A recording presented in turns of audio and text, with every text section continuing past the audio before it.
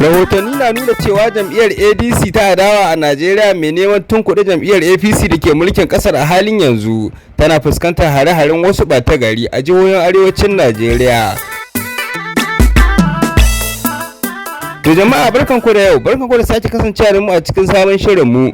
Amma fa muna neman alfarma idan yau ka fara halartar mu kai mana subscribing sannan kai mana liking domin karfafa mana gwiwa mu ci gaba da kawo muku labarai na gaskiya da gaskiya daga nan Farko TV. Jam'iyyar ADC ta adawa wadda aka yi haɗaka a kanta a Najeriya domin tunkuɗe jam'iyyar APC mai mulkin ƙasar tana fuskantar hare-haren ɓata gari a wuraren tarukanta.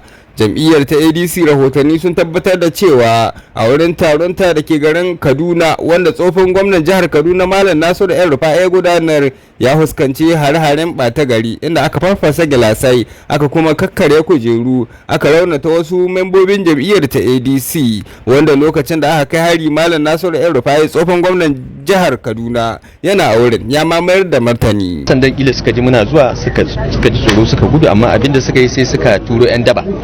Kuma suna kallo 'yan daban nan suna saran mutane suna faffasa motoci suna fasa gine-gine amma ba su kama mutum ɗaya ba. Haka dai jam'iyyar ke fuskantar hare-haren 'yan ta'adda da kuma ɓata gari Zamna Gari Banza a jihar ta Kaduna ko a can jihar KEBBI inda Malamisan tsohon ministan shari'a ƙasa ko kuma dan takara a cikin jam'iyyar ta ADC yake fuskantar hare-haren ɓata gari shi ma ya tufa albarkacin bakinsa. Amma muna da haƙƙin kariyar kai in an ture mu. Muna da haƙƙi na doka na kariyar kai in an ture mu.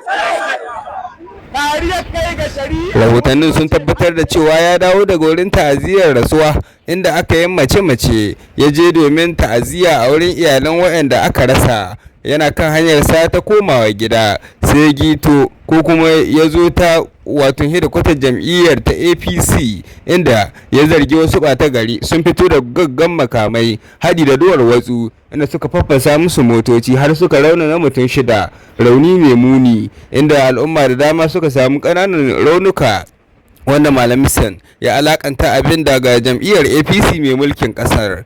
To komi za ku ce akan wannan abubuwan da suke faruwa akan jam'iyyar ADC a ƙasar Najeriya musamman a arewa?